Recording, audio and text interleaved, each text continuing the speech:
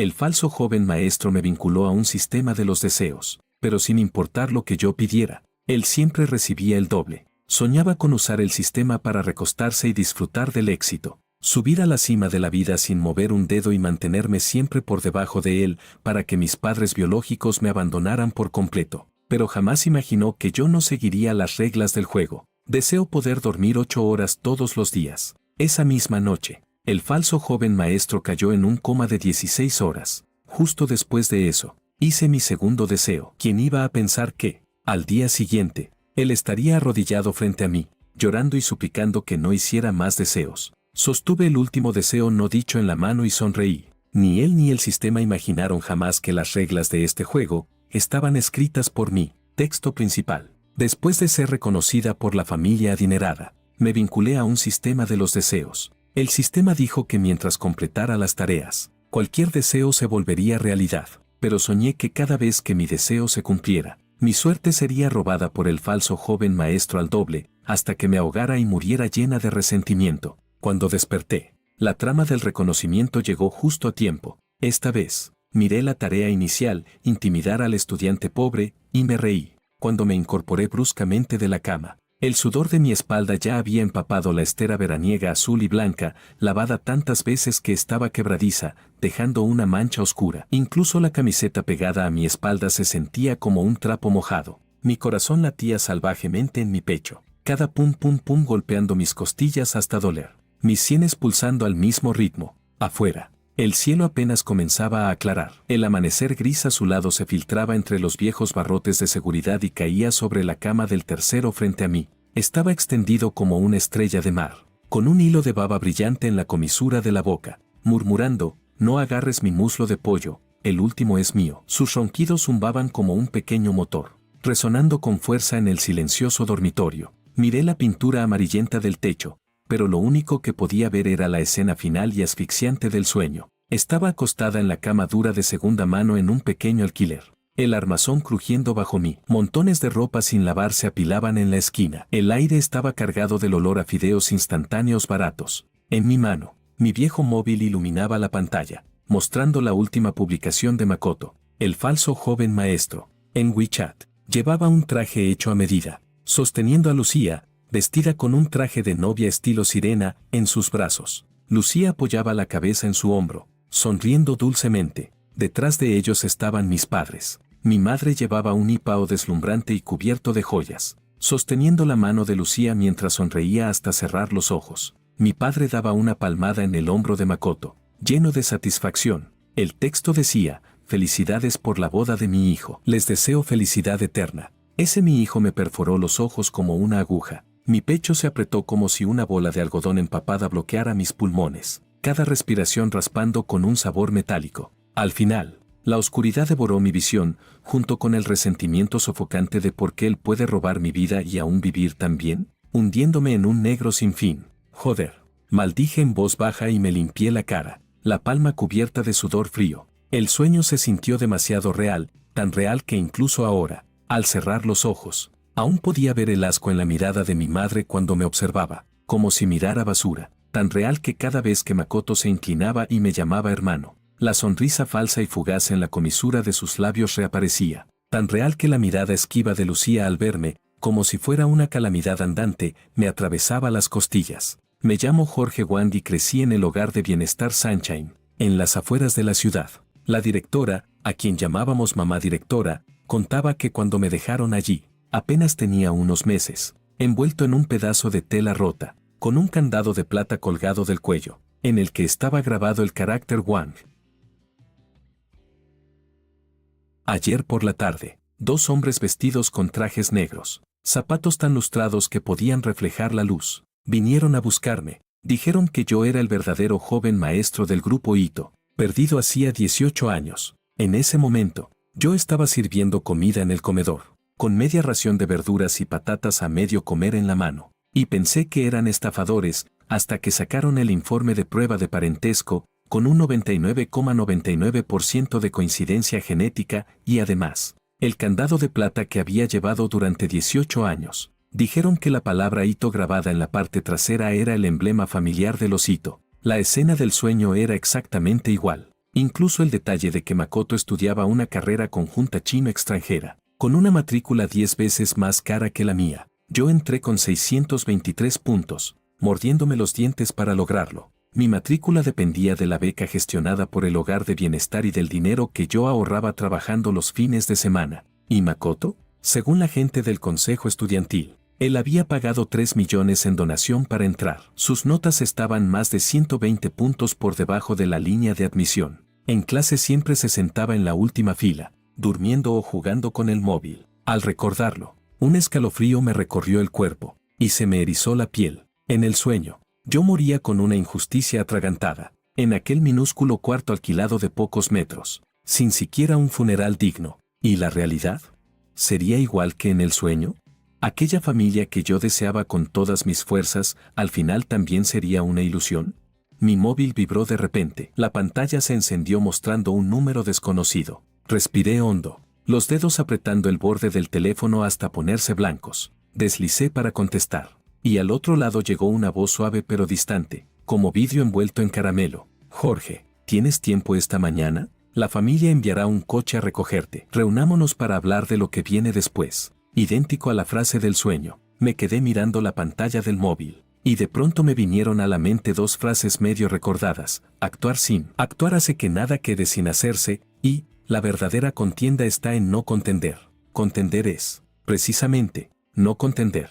Las había visto el año pasado en una edición antigua del Tao Te Ching que encontré en el estante polvoriento del orfanato. En aquel entonces me parecieron simple palabrería críptica, pero ahora siento que son como un salvavidas al que puedo aferrarme. De acuerdo. Los espero en la puerta oeste de la escuela. Intenté que mi voz sonara tranquila. Al colgar, me di cuenta de que otra capa de sudor me había empapado la espalda. Al bajar de la cama, el tablón hizo un crack, y el tercero se despertó. Se sentó frotándose los ojos, el pelo hecho un desastre como un nido de gallina, y preguntó: Jorge, ¿qué pasa? Es temprano y tienes la cara fatal. Nada. Tuve una pesadilla. Busqué ropa mientras hablaba, y al tocar la camiseta descolorida del armario, una punzada me hundió el corazón. Ah, por cierto, hoy os invito a comer. Vosotros elegís el sitio, pedid lo que queráis. El tercero se espabiló de golpe, saltó de la cama, ni siquiera se puso las chanclas. ¿Qué, Jorge, te has hecho rico? ¿Acaso si eres un heredero oculto? Yo pensé que, como dijiste que creciste en un hogar de bienestar, eras tan pobre como yo. Me limité a sonreír sin contestar mientras me ponía la camiseta. El coche del osito esperaba bajo los plátanos orientales de la puerta oeste de la escuela. Era un Mercedes Maybach negro, con matrícula de números consecutivos que brillaban bajo el sol hasta marear.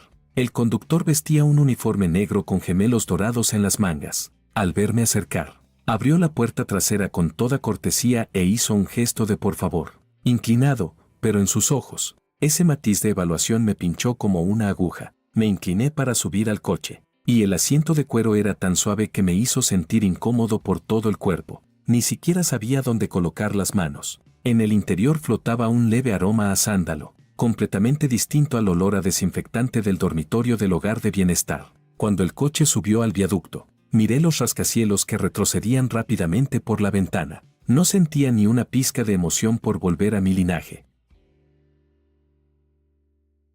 Solo una creciente inquietud.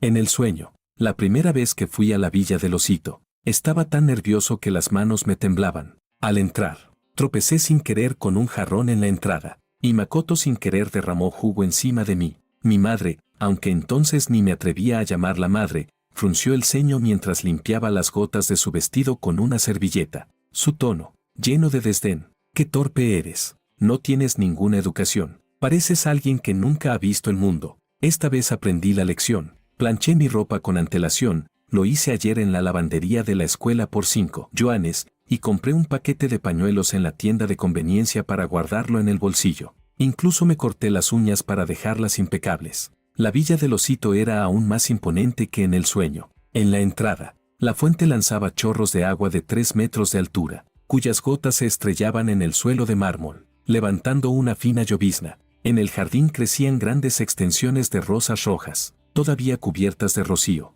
A su lado, un trabajador con uniforme de jardinería podaba las ramas con unas tijeras. La madre Ito estaba en los escalones de la entrada, vestida con un elegante vestido de seda color marfil. un collar de perlas en el cuello y un bolso de piel de cocodrilo en la mano. Tenía una sonrisa en el rostro, pero era una sonrisa que solo llegaba a los labios, no a los ojos. Jorge, debiste cansarte en el camino. Entra. Hace mucho viento afuera. Makoto también estaba allí. Estaba apoyado en el marco de la puerta, el pelo peinado con gel hasta quedar reluciente, con algunas mechas teñidas de dorado en las puntas. Al verme acercar, vino hacia mí con entusiasmo. Extendió la mano para darme una palmada en el hombro y dijo: hermano, menos mal que llegaste. Papá y mamá te estuvimos esperando desde ayer.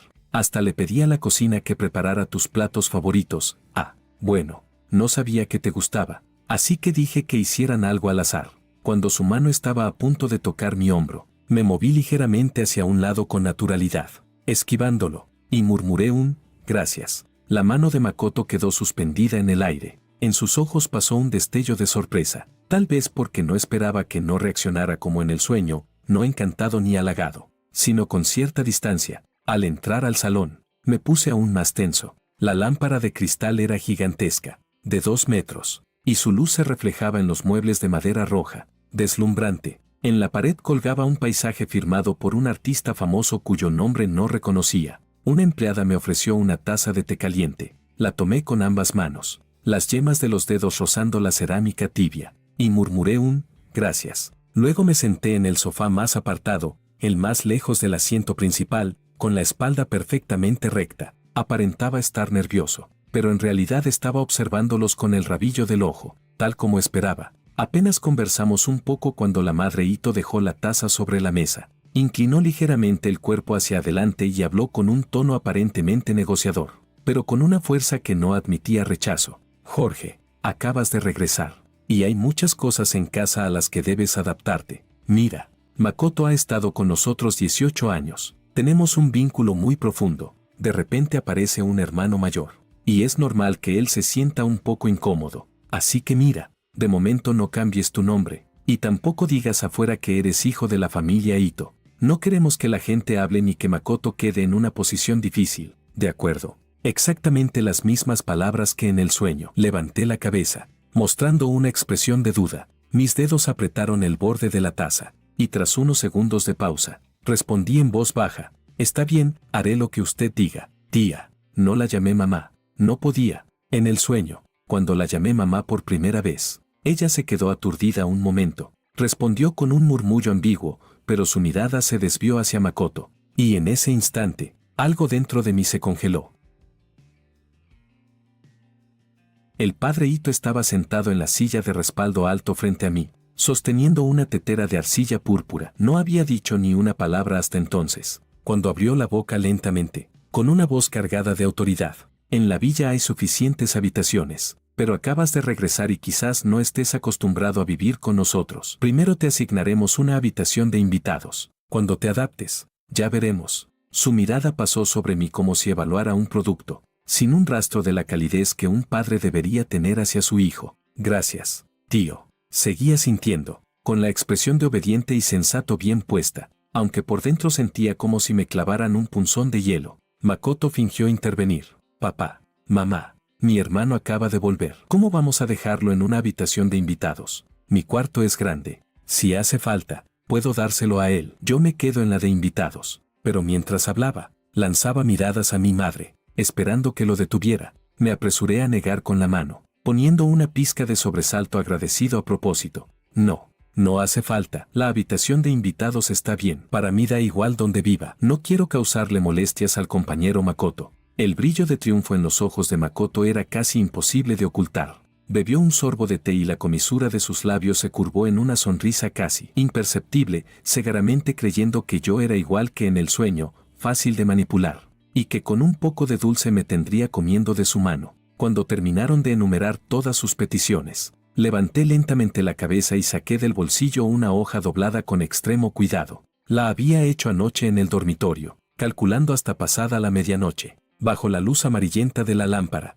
había anotado una por una los 300 yuanes mensuales de manutención del hogar de bienestar, las cuotas de libros y gastos menores de los 9 años de educación obligatoria, 2.860 yuanes en total, las becas de mis 3 años de secundaria, 2.000 yuanes al año, el dinero que gasté cada año en libros y material escolar, E incluso los 500 yuanes que el hogar pagó por mis medicinas cuando enfermé en mi último año de instituto. Cuando lo sumé todo, eran 86,427 yuanes, ni un céntimo sin contar. Extendí la hoja hacia ellos y dije, tío, tía, crecí en un hogar de bienestar. El país me dio mucha ayuda. La directora siempre decía que uno debe ser agradecido. Ahora que los he encontrado a ustedes, quiero que este dinero lo devuelvan al país, pueden donarlo al hogar de bienestar. Consideren que es mi manera de agradecer los años de crianza que recibí. El salón quedó en silencio de golpe, tanto que ni los pasos de los sirvientes se escucharon. Los rostros de los padrecitos se tensaron al instante. La madre Ito tembló un poco y el té de su taza salpicó sobre su vestido de seda,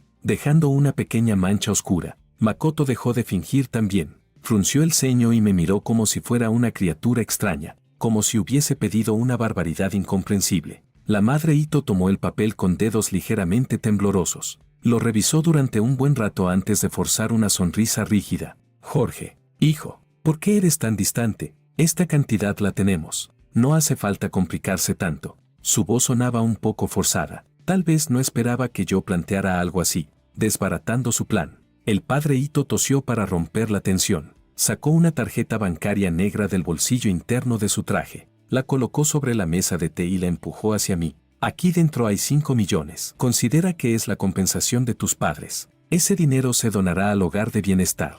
No te preocupes por eso. Su tono mostraba impaciencia, como si quisiera despachar a un mendigo molesto.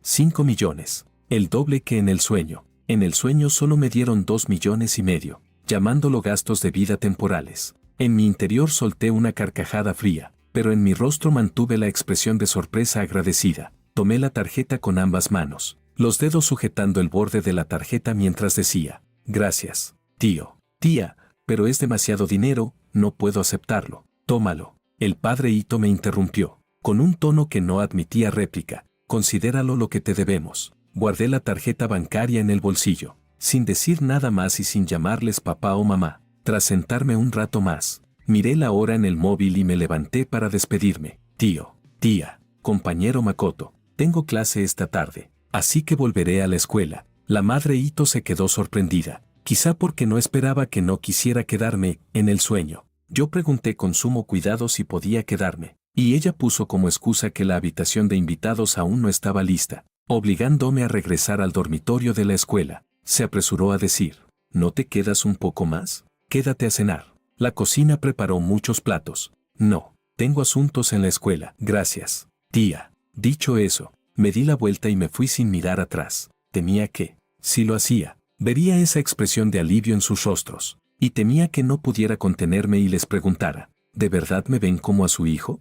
Al salir por la puerta de la villa, el chofer quiso llevarme de vuelta a la escuela, pero rechacé la oferta, diciendo que quería caminar un rato. Avancé por el camino sombreado que rodeaba la mansión Ito. La luz del sol se filtraba entre las hojas y caía sobre el suelo formando manchas irregulares. Apreté la tarjeta en mi mano. El borde duro me pinchaba la palma. En mi cabeza solo había un pensamiento. Lo que perdí en el sueño, no lo perderé por segunda vez. Lo que Makoto me debe, lo que mis padres me deben, lo recuperaré, poco a poco. Cuando volví al dormitorio, el tercero, el segundo y el cuarto estaban allí. El tercero estaba en el ordenador jugando, el teclado sonando clac clac clac.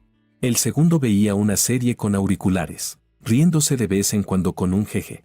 El cuarto ordenaba libros, preparándose para ir a la biblioteca. Al verme entrar, el tercero pausó el juego inmediatamente, se giró y abrió los ojos como platos. Jorge, ¿qué tal? ¿De verdad eres un hijo de familia rica? ¿Esos 2 tipos de trajes sí vinieron a recogerte? Saqué la tarjeta del bolsillo y la dejé caer sobre la mesa. Con un clac nítido, la tarjeta negra golpeó la superficie. Mis 3 compañeros se acercaron de inmediato, los ojos clavados en la tarjeta como si fuera un tesoro. 5 millones, dije, tratando de que mi voz sonara lo más plana posible. Pero sospecho que es una estafa. ¿Quién da 5 millones porque sí? ¿Qué? ¿5 millones? El segundo agarró la tarjeta y la examinó contra la luz, sosteniéndola por las esquinas como si temiera ensuciarla. Jorge, ¿no será que una millonaria te está patrocinando? Esta tarjeta no es cualquier cosa, parece una tarjeta Black. No, lárgate. Me reí y le di un manotazo en la nuca. ¿Qué patrocinio ni qué tontería?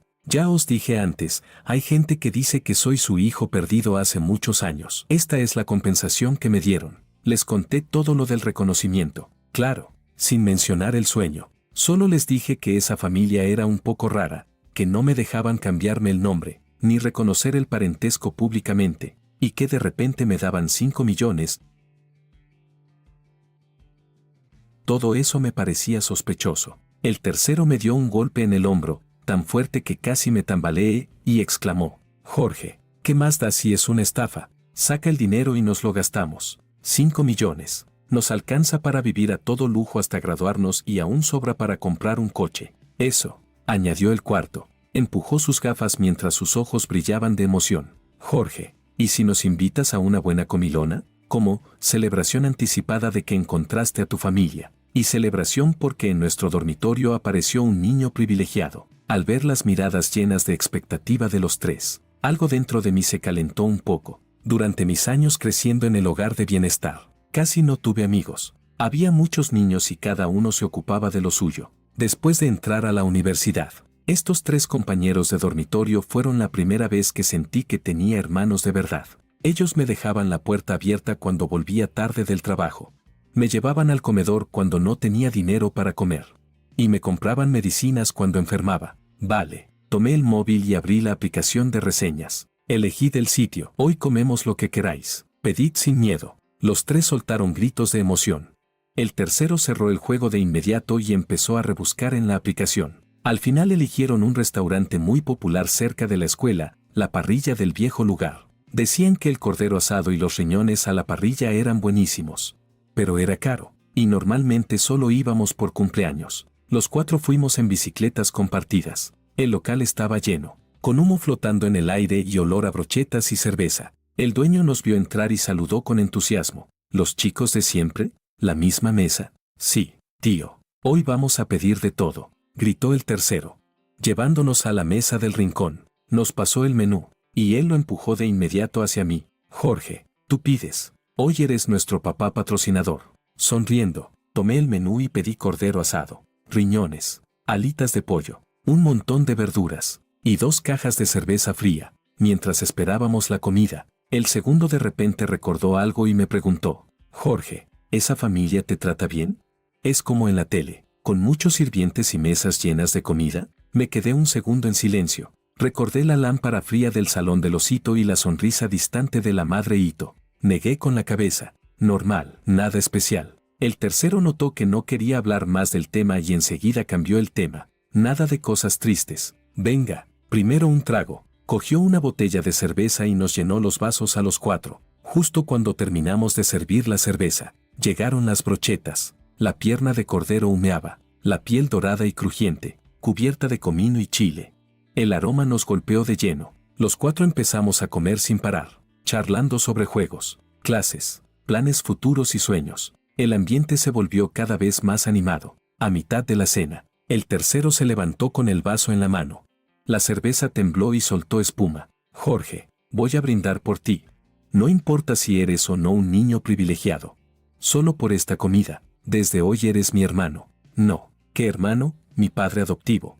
Tú me proteges y yo te sigo. Cállate. ¿Qué padre adoptivo ni qué mierda? Le di una patada, pero estaba contento. Brindé con él. No hay quien proteja a quien. Somos hermanos. El segundo y el cuarto también se unieron entre risas. Padre adoptivo, llévanos a comer bien más seguido. Hecho, no hay problema. Respondí riendo y bebí un trago largo. La cerveza fría pasó por mi garganta y disipó la sombra que llevaba dentro.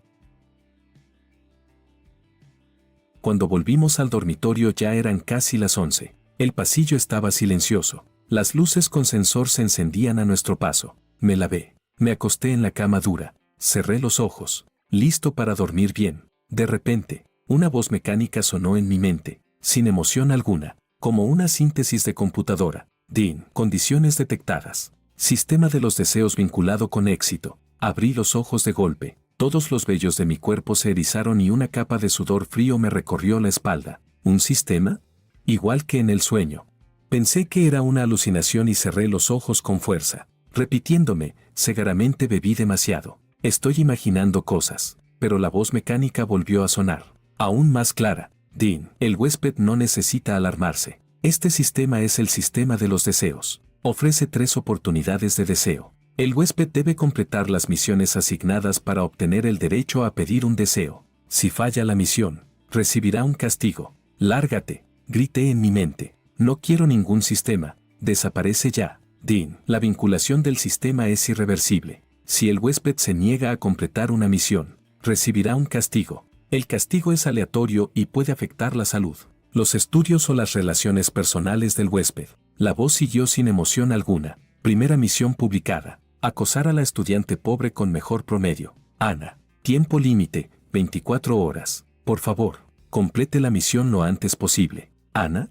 Su imagen apareció inmediatamente en mi mente. Era bajita, alrededor de 1,58 m. Siempre llevaba un uniforme azul desteñido, una chaqueta acolchada vieja en invierno y solo el uniforme en verano. En clase se sentaba en la primera fila, con la espalda recta, tomando apuntes detallados, subrayando con diferentes colores. Su familia era pobre. Había escuchado al jefe de clase decir que su padre era un ludópata que había perdido todo el dinero de la familia y acumulado deudas enormes. Su madre sufría una enfermedad crónica y necesitaba medicinas. Tenía un hermano menor en secundaria cuyos gastos dependían de ella. Después de clase, trabajaba a tiempo parcial, por las noches hasta las 11 en la tienda cercana, y los fines de semana repartiendo folletos. En el sueño, hice caso al sistema y la acosé. Aproveché cuando no miraba y le rompí los apuntes, dejando los pedazos tirados por el suelo. La esperé a la salida de la tienda donde trabajaba. Le quité el dinero que había ganado y la empujé al suelo. En el foro de la escuela publiqué rumores,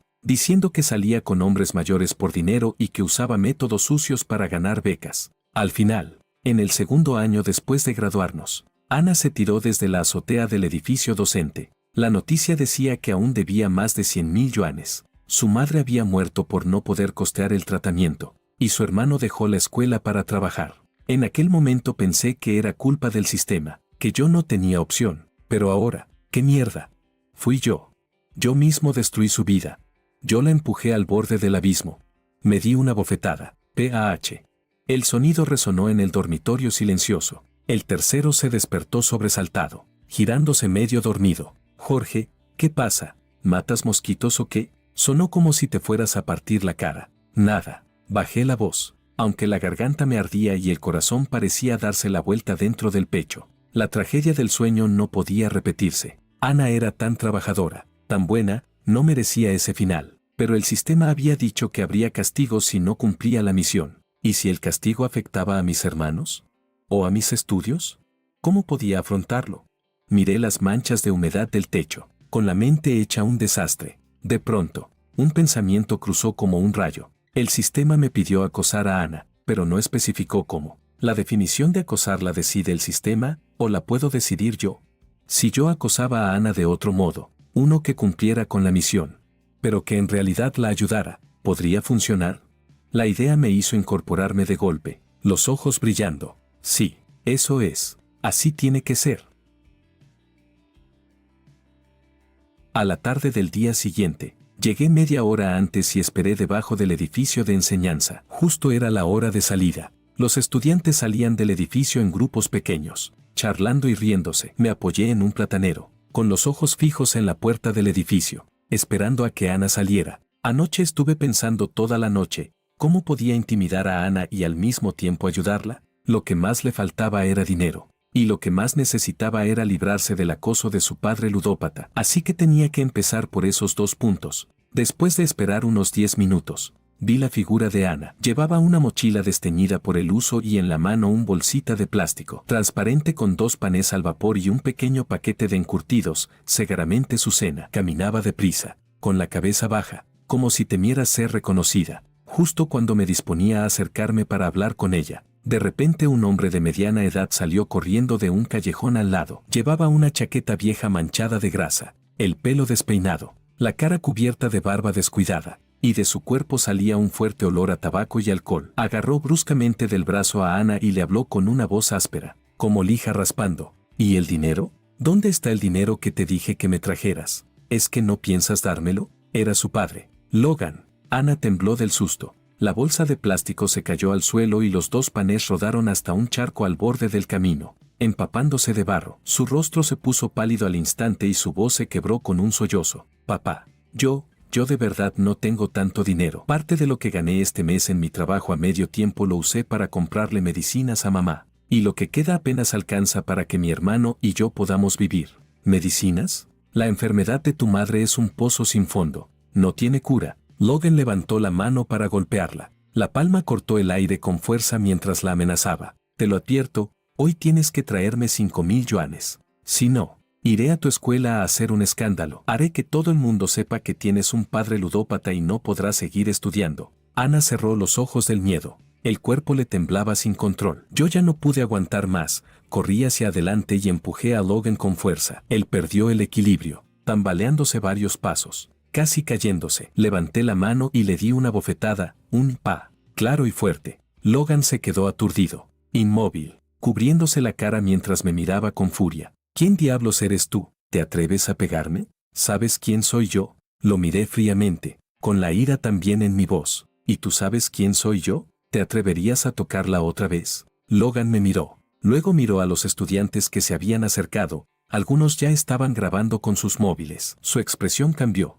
Una sombra de miedo le cruzó los ojos, aunque pronto volvió a fingir fiereza. Esto no se queda así, ya verás. Tras decir eso, le lanzó una mirada hostil a Ana. Se dio la vuelta y se fue refunfuñando, desapareciendo enseguida en el callejón. Ana se agachó y recogió con cuidado los 2 panes cubiertos de lodo. Las lágrimas le caían como cuentas rotas, golpeando los panes y empapándolos con círculos húmedos. Sus hombros temblaban. Parecía tan indefensa, tan miserable. Me acerqué y la levanté de un tirón, poniendo a propósito un tono duro e impaciente. Ven conmigo. Ana tropezó por el tirón, levantó la cabeza y en sus ojos había puro terror. Su voz temblaba. ¿Tú, qué quieres hacer? Cierra la boca. Te dije que vengas y punto. No respondí a su pregunta. La agarré y la llevé hacia un aula pequeña detrás del edificio. Ese salón se usaba para estudio independiente, y normalmente casi nadie iba, y mucho menos a esta hora. Cuando los estudiantes estaban o cenando o volviendo al dormitorio, seguro estaría vacío. La arrastré hasta entrar al pequeño salón de estudio y entonces solté su mano. El aula estaba muy silenciosa. Solo se oía el viento moviendo las hojas fuera de la ventana. En la pizarra todavía quedaban las fórmulas que el profesor había escrito en la clase anterior. En la esquina había telarañas, y sobre las mesas reposaba una fina capa de polvo. La empujé hacia una silla y luego saqué de mi mochila 2 fajos de dinero en efectivo. Los había retirado del banco ayer. Cada fajo eran 10,000 yuanes, envueltos con una banda roja que llevaba el logo del banco impreso. Los dejé sobre la mesa con un pa. El sonido pesado del dinero golpeando la superficie. Ana se sobresaltó con el ruido, levantó la cabeza y me miró con desconcierto. En sus ojos había confusión y miedo. Fingí una expresión lasciva. Dejé que mi mirada recorriera su cuerpo de arriba a abajo y hablé con un tono frívolo. Quiero contratarte como mi asistente personal. El sueldo será de 20,000 yuanes al mes. Es muy simple. Vienes cuando yo te llame. Haces lo que yo te diga. Y no puedes resistirte. Los ojos de Ana brillaron de inmediato, como si hubiera visto una chispa de esperanza, pero pronto se apagaron de nuevo. Mordió su labio, apretando con fuerza el borde de su ropa, y se levantó de la silla con terquedad en la voz. No lo haré. No pienses que puedes aprovecharte de mí, aunque me muera de hambre. Jamás haré algo así. ¿Aprovecharme de ti? Solté una risa fría y le di una bofetada. No usé fuerza, apenas rocé su mejilla, pero aún así su rostro se enrojeció. Quería que de verdad creyera que yo buscaba humillarla, para que el giro que planeaba no despertara sospechas. Subí la voz a propósito, hablando con un tono amenazante. No seas necia. Tu madre sigue esperando dinero para comprar medicinas. No. ¿Y la matrícula de tu hermano? ¿Aún no la has pagado? Si no aceptas, tiro este dinero ahora mismo y te arruino la vida para siempre. ¿Crees que podrás seguir estudiando? ¿Crees que tu madre podrá seguir viviendo? Esas palabras le atravesaron el corazón como cuchillas. Las lágrimas brotaron al instante. Sus hombros temblaban aún más. Miró los 2 fajos de dinero sobre la mesa y luego volvió a mirarme, con los ojos llenos de lucha y dolor. Finalmente bajó la cabeza poco a poco. Su voz tembló en un sollozo, como si hubiese renunciado a toda resistencia. Yo lo haré. Con manos temblorosas tomó el dinero y lo guardó en su pecho con extremo cuidado, como si fuera la última cuerda que pudiera salvarle la vida. Luego levantó la cabeza, con los ojos enrojecidos, y preguntó en voz baja, ¿Es aquí? ¿O vamos a un hotel? Al ver la humillación y la desesperación en sus ojos, sentí un dolor punzante en el pecho, tan fuerte que me faltó el aire, pero no podía ceder. Si lo hacía, todo el plan se vendría abajo y el sistema no me lo perdonaría. Fingí una expresión de desprecio, fruncí el ceño y la miré de arriba abajo, con un tono cargado de desdén. ¿Tú, con ese cuerpo flaco y sin gracia, oliendo a detergente barato, crees que estás a mi nivel? El rostro de Ana palideció de golpe, bajó la cabeza aún más, casi hundiéndola en el pecho. Sus dedos apretaban el dinero guardado en su ropa con tanta fuerza que los nudillos se volvieron blancos. Ahora te doy mi primer requisito. Aflojé un poco el tono, pero seguí sin permitir rechazo. A partir de hoy, dejas todos tus trabajos a tiempo parcial. Nada de tienda, nada de repartir folletos. Tienes que comer bien 3 veces al día. Mínimo un plato de carne y uno de verduras. Y no puedes gastar menos de 50 yuanes por comida. Cuando recuperes tu salud, vendrás a verme, tal como estás ahora. Andar conmigo sería una vergüenza. ¿Entendido? Ana se quedó paralizada. Levantó la cabeza, con los ojos llenos de dudas, como si no hubiera entendido mis palabras. Tal vez jamás se imaginó que mi supuesto acoso consistiera en obligarla a comer bien y dejar todos sus trabajos a medio tiempo. ¿Qué miras? La fulminé con la mirada a propósito, fingiendo impaciencia. No creas que lo hago por ayudarte. Simplemente no permito que en esta escuela haya alguien tan miserable. Me avergüenza. Guarda el dinero y lárgate. Al terminar, me di la vuelta y salí sin mirar atrás. Tenía miedo de que, si la volvía a ver, no pudiera contener mis ganas de explicarle todo o de pedirle perdón. Al salir del pequeño salón, una brisa fría me golpeó la cara y me despejó un poco. Levanté la mano y me di una bofetada. ¡Pa! El dolor ardiente me recorrió la palma. Eres un maldito animal, murmuré entre dientes. Yo solo quería ayudarla, pero tenía que hacerlo dañándola así. Cuando regresé al dormitorio y acabé de sentarme, aún sin poder tomar aliento, la voz del sistema resonó en mi mente. Dean, el anfitrión ha completado la misión, intimidar a Ana, la estudiante pobre con el mejor rendimiento. Evaluación, aceptable. El anfitrión ha obtenido una oportunidad de pedir un deseo. Dado el estado actual del anfitrión, el sistema recomienda ganancias de inversión, mejora académica, expansión de contactos. Por favor, formule su deseo cuanto antes. Suspiré aliviado. La misión había terminado y Ana estaba a salvo. Sin pensarlo demasiado,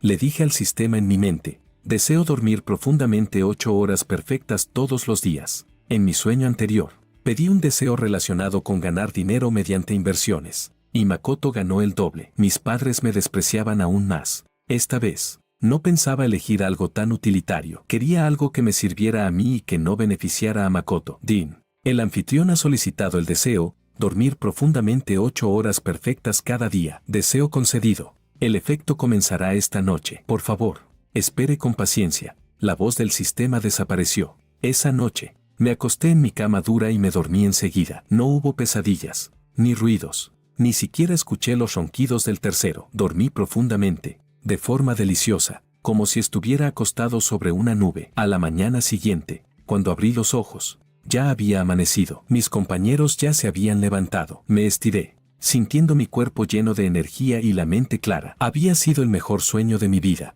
Camino a clase con la mochila al hombro. Acababa de llegar a la entrada del edificio de enseñanza cuando escuché a varios compañeros hablando sobre Makoto. ¿Saben algo? Makoto durmió todo el día ayer.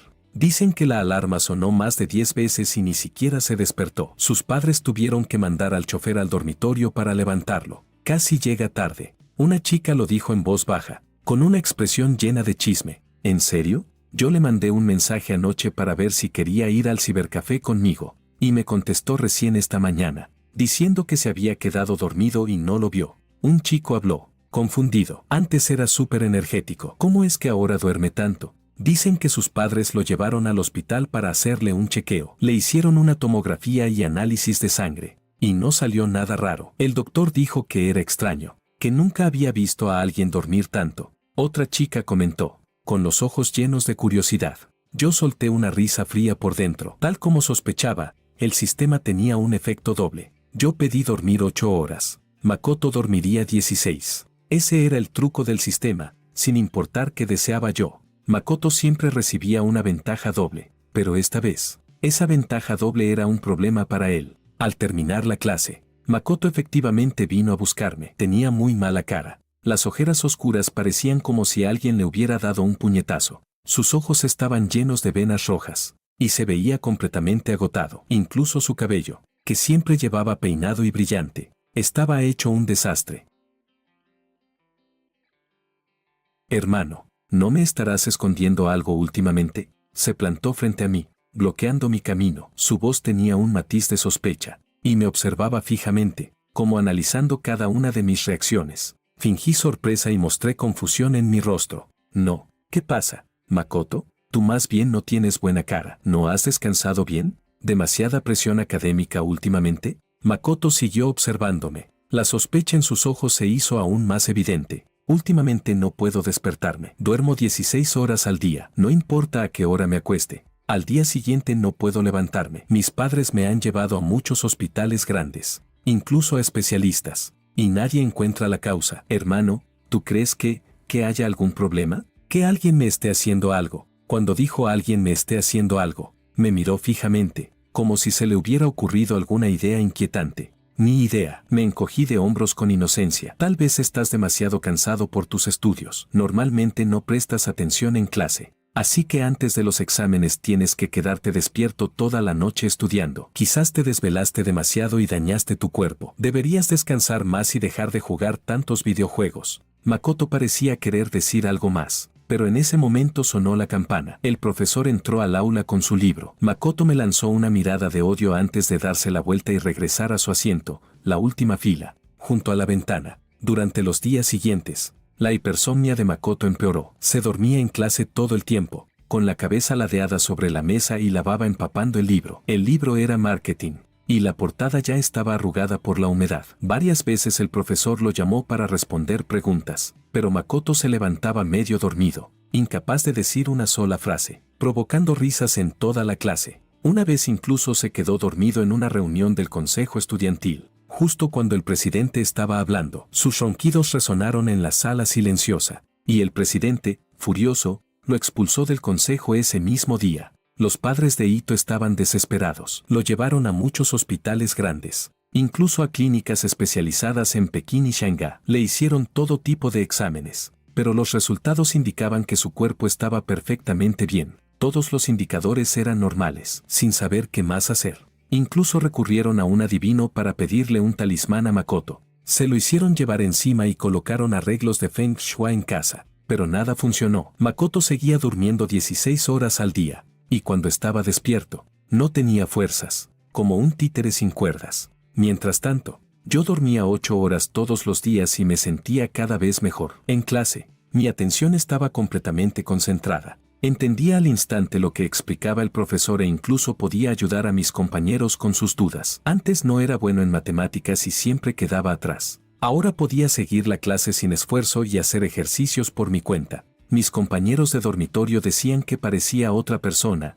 más despierto, más seguro, más brillante. Esa noche, estaba estudiando en la biblioteca. El lugar estaba en silencio. Solo se oían las páginas pasar y el roce de los bolígrafos sobre el papel. Yo estaba sentado junto a la ventana, y la luz cálida se derramaba sobre mi libro. De pronto, una silueta familiar apareció frente a mí. Era Ana. Ella había engordado un poco en comparación con antes. Su rostro ahora tenía un color más saludable, ya no ese tono pálido de antaño. Llevaba un vestido azul claro, con un pequeño lazo en el cuello. Se veía limpia, fresca. En sus manos sostenía un cuaderno y, de pie frente a mí, dijo en voz bajita: «Jefe». Levanté la cabeza, sonreí y señalé la silla frente a mí. «Siéntate». «¿Cómo te sientes? ¿Has estado comiendo bien estos días?» «Mucho mejor, gracias, jefe». Ana se sentó y colocó el cuaderno sobre la mesa. La portada era rosada, con dibujos adorables. Seguramente era nuevo. Bajó la cabeza y dijo tímidamente: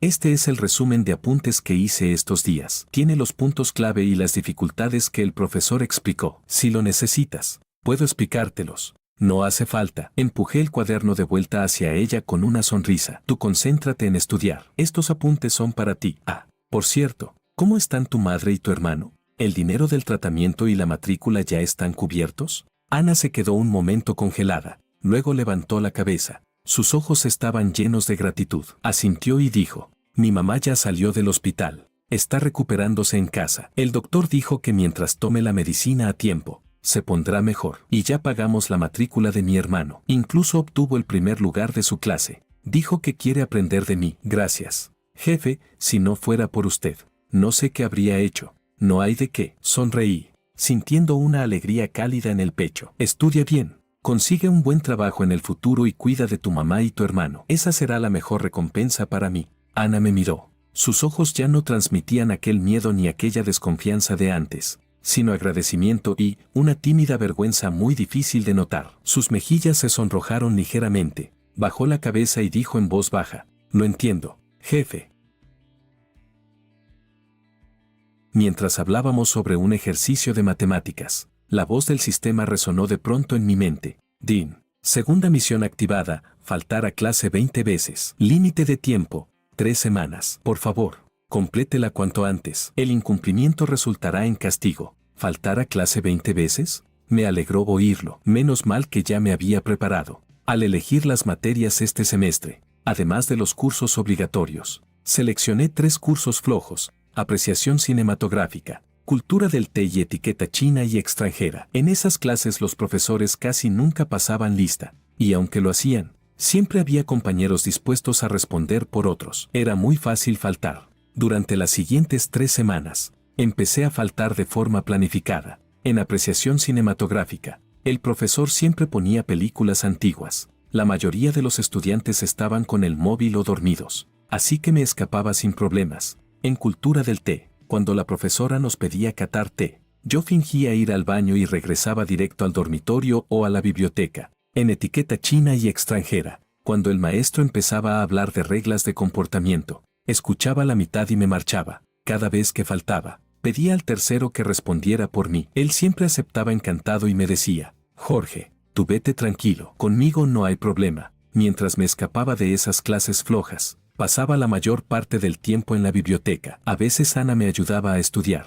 Otras veces leía por mi cuenta o investigaba inversiones. Tenía 5 millones en mis manos. No podía dejar ese dinero sin uso para siempre. Tenía que hacerlo crecer. Leí muchos libros sobre inversiones y empecé a seguir algunas acciones y fondos, esperando el momento adecuado para poner parte del dinero a trabajar. Makoto muy pronto se enteró de que yo estaba faltando a clase. Probablemente alguno de sus informantes se lo dijo. En la escuela conocía a mucha gente, y siempre había un grupo de personas girando a su alrededor. Él creyó haber encontrado algo para acusarme y fue de inmediato a contárselo a los padres de Ito, esperando que me regañaran y pensaran que yo era un chico perezoso y sin futuro. Pero no esperaba que los padres de Ito estuvieran demasiado ocupados tratando su hipersomnia como para preocuparse por mí. La madre de Ito, tras escucharlo, solo respondió con desgano: ya lo sé, cuando Makoto se recupere, hablaré con él. El padre de Ito fue aún más directo: si quiere faltar, que falte. Al fin y al cabo, él no es parte de la familia Ito,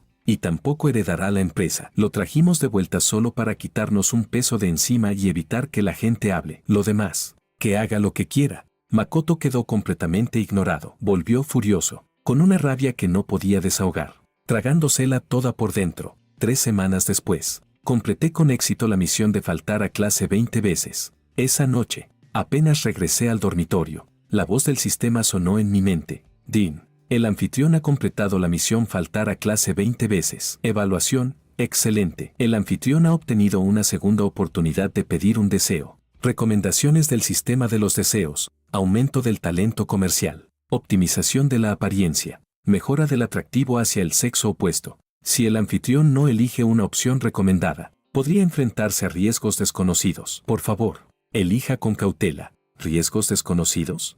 Solté una risa fría. El sistema aún quería intimidarme para que escogiera sus opciones recomendadas. En el sueño anterior, elegí las recomendaciones de ganancias por inversión y mejora académica, y Makoto obtuvo el doble de beneficios. Mis padres lo preferían aún más. Esta vez no iba a elegir esas cosas. Quería un deseo que me sirviera a mí y perjudicara a Makoto. Lo pensé unos segundos y dije en mi mente: deseo que mi orientación sexual sea hacia mujeres. Un deseo simple. Para mí no cambiaba nada, siempre me habían gustado las chicas, pero para Makoto, el sistema tenía efecto doble. Yo sería heterosexual. Makoto, bueno, pensar en la consecuencia ya me parecía divertido. Dean, el anfitrión ha solicitado el deseo: mi orientación sexual es hacia mujeres. Deseo concedido. El efecto se activará en 24 horas. Aviso del sistema: el anfitrión ha elegido una opción no recomendada. Existe riesgo desconocido. Yo no estaba preocupado. Cualquier riesgo lo asumiría Makoto por partida doble. Y efectivamente, 2 días después, un nuevo chisme sobre Makoto se extendió por toda la escuela, incluso más rápido que el de su hipersomnia. ¿Han oído? Makoto le confesó su amor a un chico ayer en la pista. Una chica, móvil en mano, lo contaba emocionada a sus compañeros. Alguien grabó un video. Miren, hasta intentó abrazarlo. Y el chico lo empujó. Súper vergonzoso. ¿En serio? Pero ayer lo vi comiendo con una chica. ¿Cómo es que ahora le gustan los hombres?, preguntó otra chica, totalmente sorprendida. Dios mío, ¿no estaba enamorado de Lucía antes? Ella lo rechazó. Él estaba súper deprimido. ¿Cómo cambió tan de repente su orientación?, dijo una tercera, con los ojos brillando de curiosidad. Mientras escuchaba todas esas conversaciones, sentí una profunda satisfacción.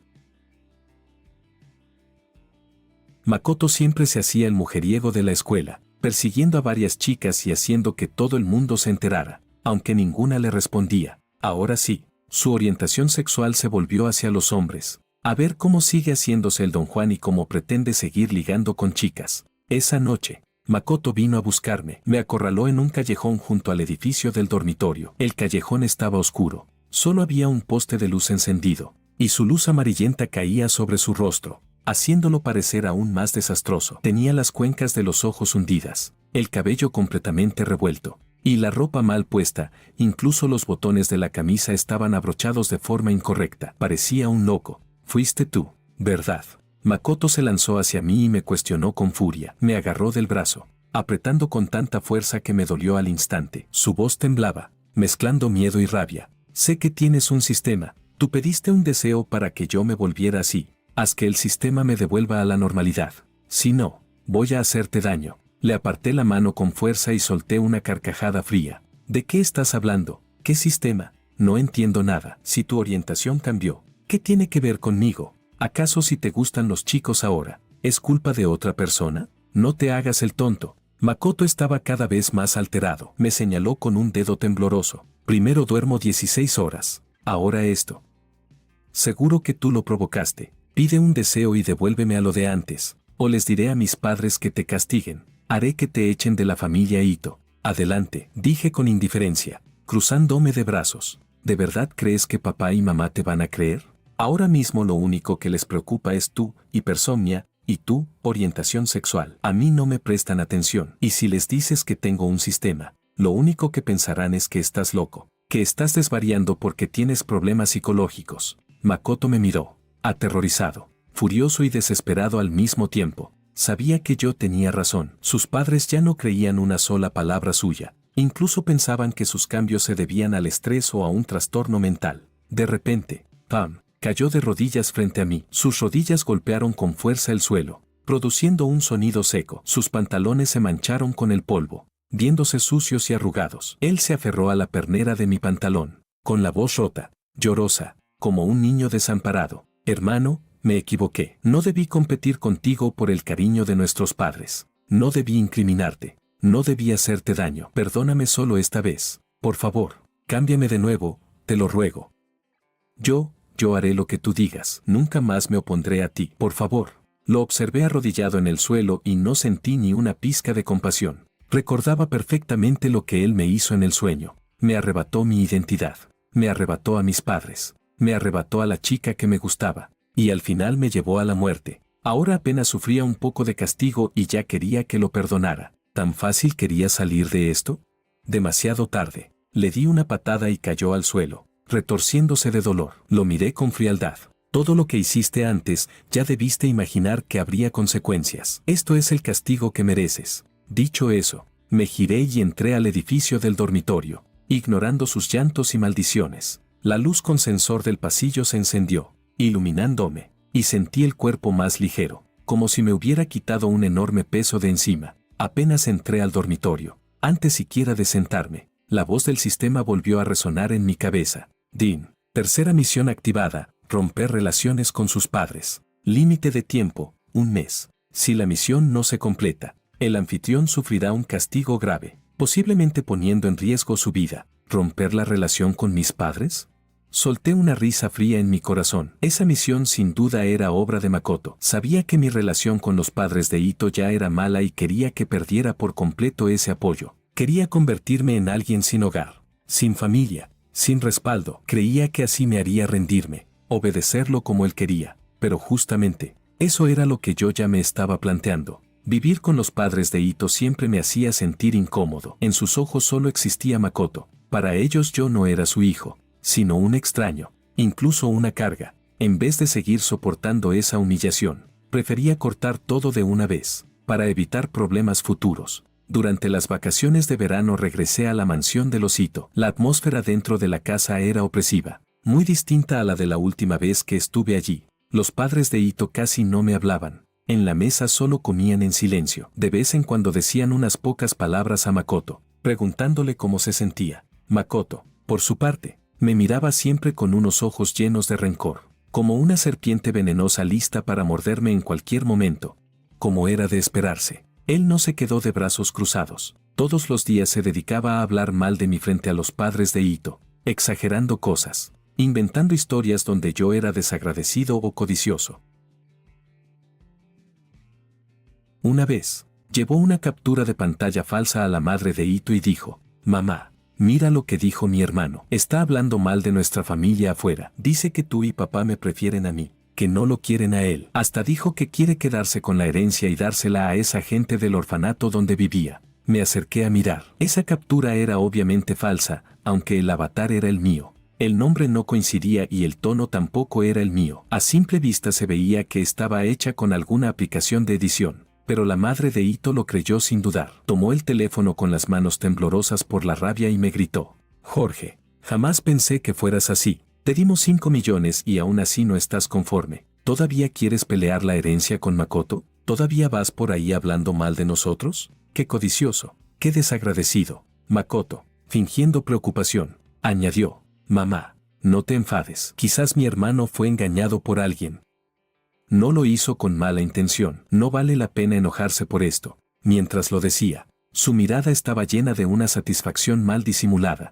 Yo no estoy confundido. Dejé mis palillos sobre la mesa y los miré con calma. Nunca he querido pelear por ninguna herencia. Tampoco he hablado mal de ustedes. Esa captura es falsa. Si no me creen, pueden revisar mi historial de chat o preguntarle a mis compañeros de dormitorio. El padre de Ito dejó su copa sobre la mesa con un golpe seco. Su expresión se volvió oscura y su tono mostró impaciencia. «Basta ya. No digas más. La familia ya está lo suficientemente desordenada. ¿No puedes dejar de darme problemas?». Ni siquiera escuchó mi explicación. A sus ojos, yo solo era alguien que causaba líos. Al verlos así, la última esperanza que tenía en la llamada familia se desvaneció completamente. Respiré hondo y dije con voz tranquila, pero firme: «Ya que no confían en mí, entonces será mejor que rompamos nuestra relación». Los padres de Ito quedaron atónitos. No esperaban que yo lo dijera de manera tan directa. La madre de Ito tardó unos segundos en reaccionar. Luego soltó una carcajada fría.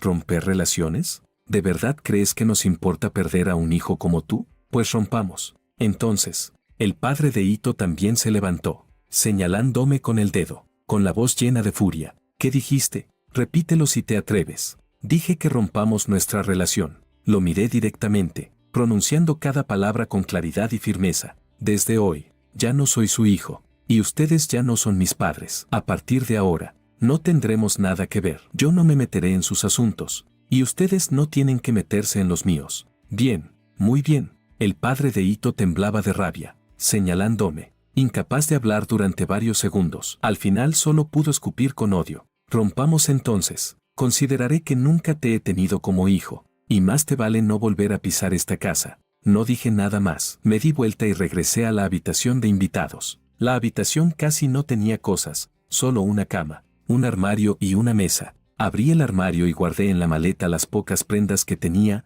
Todas eran mías, porque la familia Ito jamás me había comprado ropa. Luego tomé el ejemplar del Dao de Jin que estaba sobre la mesa. Entre sus páginas guardaba una foto de la directora del orfanato. Mi mamá de verdad. Era mi único lazo afectivo real. Con la maleta en la mano, salí de la mansión. La madre de Ito gritó detrás de mí: «Y no vuelvas nunca más. En la familia Ito no existe un hijo como tú». No miré atrás. En cambio, sentí una ligereza desconocida. Cuando crucé la puerta de la mansión, el sol me iluminó cálidamente. Por fin me liberaba de esa casa asfixiante. Por fin podía ser yo mismo. Apenas regresé a la escuela, Makoto apareció. Se veía aún más demacrado que antes, los ojos llenos de venas rojas, la piel pálida, como si acabara de arrastrarse fuera de una tumba. «Jorge, ¿de verdad rompiste la relación con papá y mamá?», preguntó, y en su voz había un matiz imperceptible de emoción, como si hubiera estado esperando ese resultado desde hacía mucho. «¿Y eso qué tiene que ver contigo?», respondí fríamente, sin ganas de hablar más con él. «Por supuesto que tiene que ver».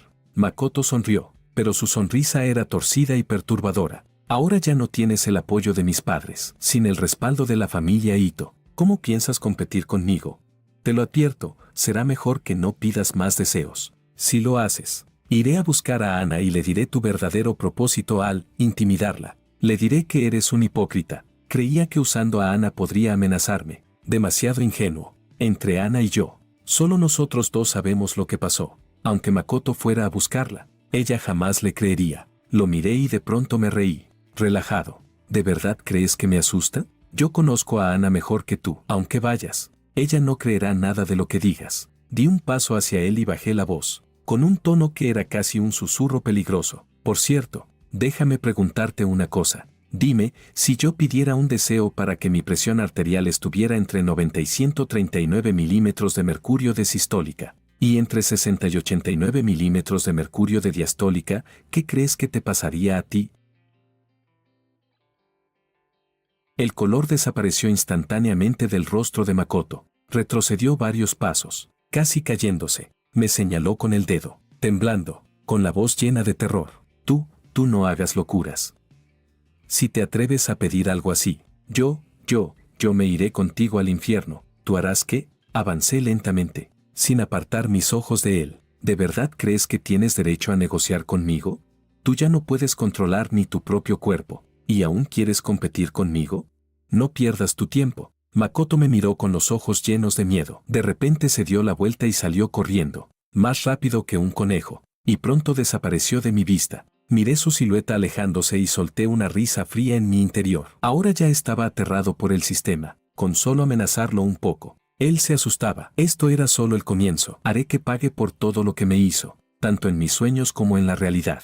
Desde entonces, Makoto parecía otra persona. Ya no iba a la escuela, se quedaba en casa todo el día, encerrado en su habitación sin atreverse a salir. Las cortinas de su cuarto estaban completamente cerradas, fuera de día o de noche. La habitación permanecía sumida en la oscuridad. Los padres de Ito no podían hacer nada, así que cada día le dejaban la comida en la puerta, llamándolo para que comiera. Él solo abría la puerta de vez en cuando para tomar la bandeja, y luego volvía a encerrarse. La habitación estaba llena de vasos de fideos instantáneos y cajas de comida para llevar. Colillas y trozos de papel estaban esparcidos por el suelo. El aire estaba impregnado con un olor desagradable, como un vertedero. Siempre sentía que alguien quería hacerle daño. Por las noches tenía pesadillas constantemente. Gritaba, lloraba y decía cosas sin sentido como, «No te acerques. Yo no lo hice a propósito. Sistema, no me busques». La madre de Ito oía muchas veces sus llantos y sus gritos, y cada vez se le rompía el corazón, pero no sabía cómo ayudarlo.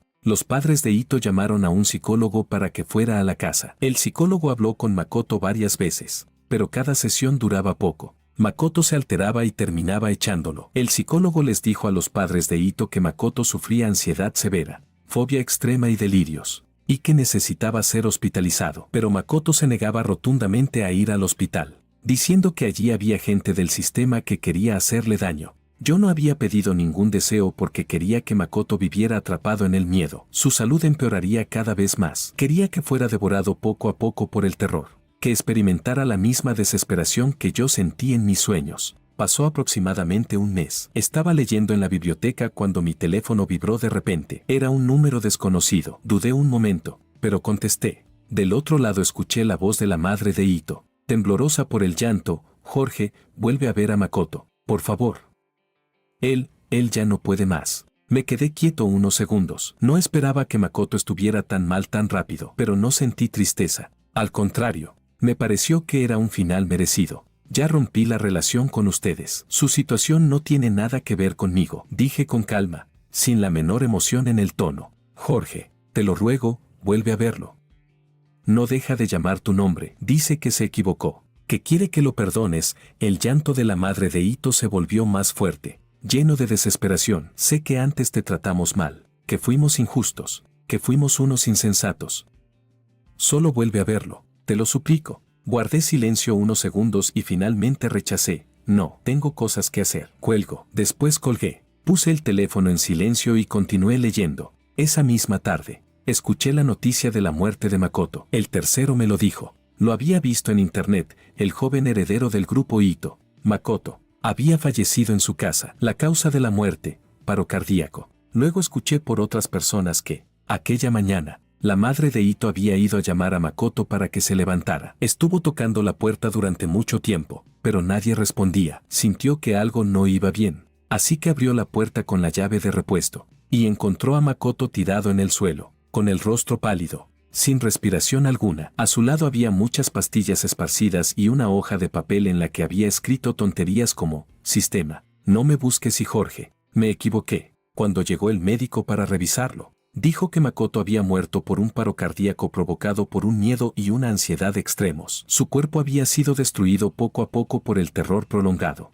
Varios de sus órganos ya mostraban señales de fallo. Los padres de Ito me llamaron varias veces para pedirme que asistiera al funeral de Makoto, pero yo rechacé todas sus llamadas. Ya había roto totalmente la relación con ellos, y el funeral de Makoto no tenía nada que ver conmigo. Después de colgar la última llamada, le dije al sistema en mi mente, quiero pedir un deseo, que no exista el sistema. Din. El huésped ha deseado, que no exista el sistema. Deseo cumplido. El sistema procederá a desligarse. Gracias por usarme. La voz mecánica resonó por última vez en mi cabeza y luego desapareció por completo. Solté un suspiro de alivio. Sentí todo mi cuerpo ligero, como si me hubiese quitado un gran peso de encima. El sistema por fin había desaparecido. Ya no tendría que ser controlado por él ni cumplir esas misiones extrañas. Después de que el sistema se desvaneció, dediqué más tiempo a mis estudios. Las notas de Ana mejoraron cada vez más. Pasó de ser la primera de su especialidad a convertirse en la primera de todo el grado,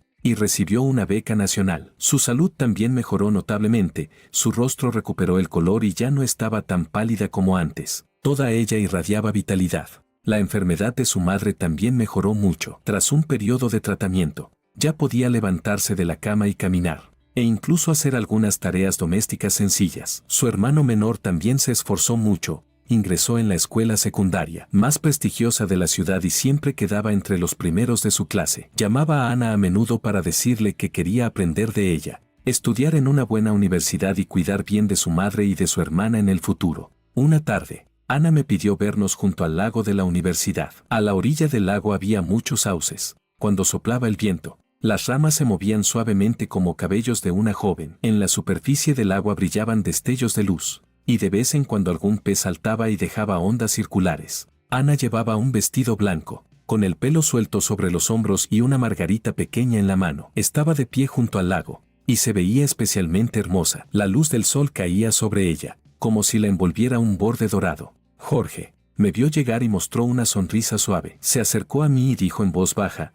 ¿tienes tiempo hoy? Quiero decirte algo. Claro, dime, le respondí con una sonrisa, con cierta expectación en el corazón. Ana bajó la cabeza y jugueteó con la margarita entre sus dedos. Sus mejillas se tiñeron de un leve rubor, y su voz sonó tímida. Sé por qué me intimidabas antes. Gracias. Si no hubiera sido por ti, de verdad no sé qué habría hecho. Tal vez mi madre ya no estaría aquí, mi hermano no podría estudiar, y yo habría abandonado la universidad.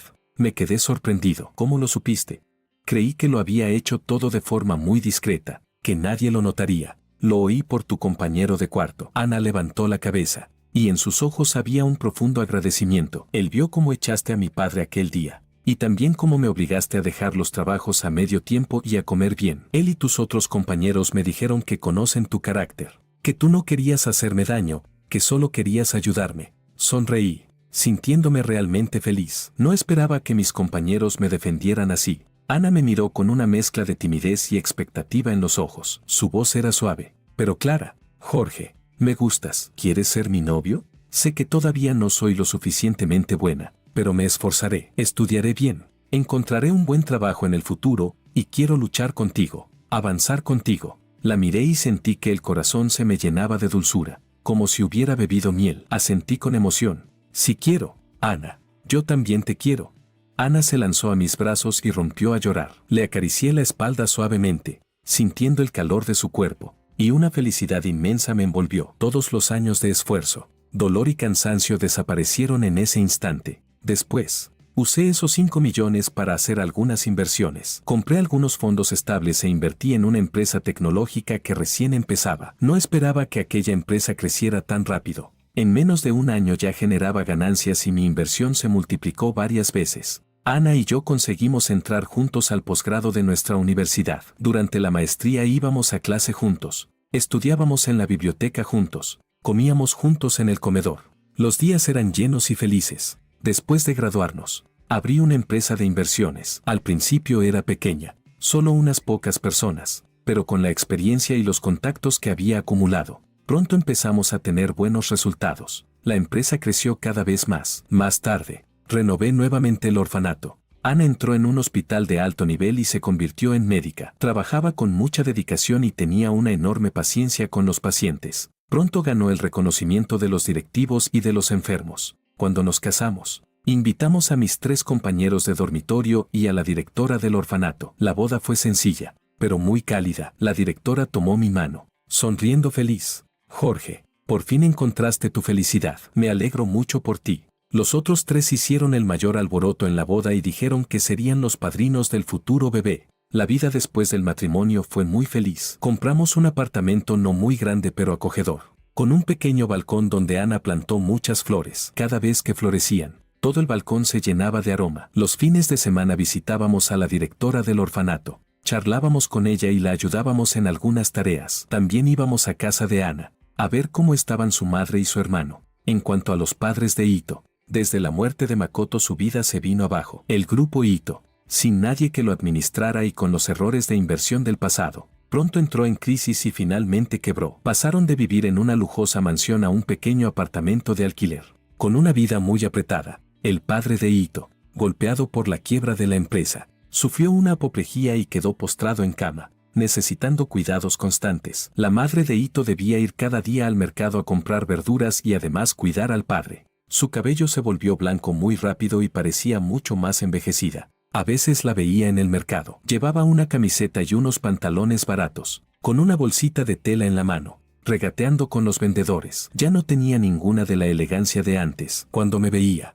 siempre agachaba la cabeza y pasaba rápidamente, sin atreverse a mirarme a los ojos. Yo tampoco le decía nada. Después de todo, ya habíamos roto por completo nuestra relación. Cada uno debía seguir con su propia vida. Y eso era suficiente. A veces recuerdo a aquel yo de mis sueños, ese yo que murió lleno de frustración en un apartamento alquilado. Si no hubiera tenido ese sueño, si no hubiera existido aquel sistema, quizá habría terminado igual que en el sueño, siendo intimidado por Makoto, despreciado por mis padres y, al final, con un destino miserable. Pero ahora tengo a una esposa que me ama, tengo hermanos que me tratan con sinceridad. Tengo mi propia carrera y una familia feliz. Me alegra haber aprovechado esa oportunidad y haber cambiado mi destino. La vida nunca es un camino recto. Siempre habrá dificultades y tropiezos. Pero mientras no nos rindamos, mientras sigamos siendo nosotros mismos, mientras mantengamos la bondad en el corazón, siempre podremos encontrar la felicidad que nos pertenece. Esa es la lección más importante que aprendí de toda esta experiencia.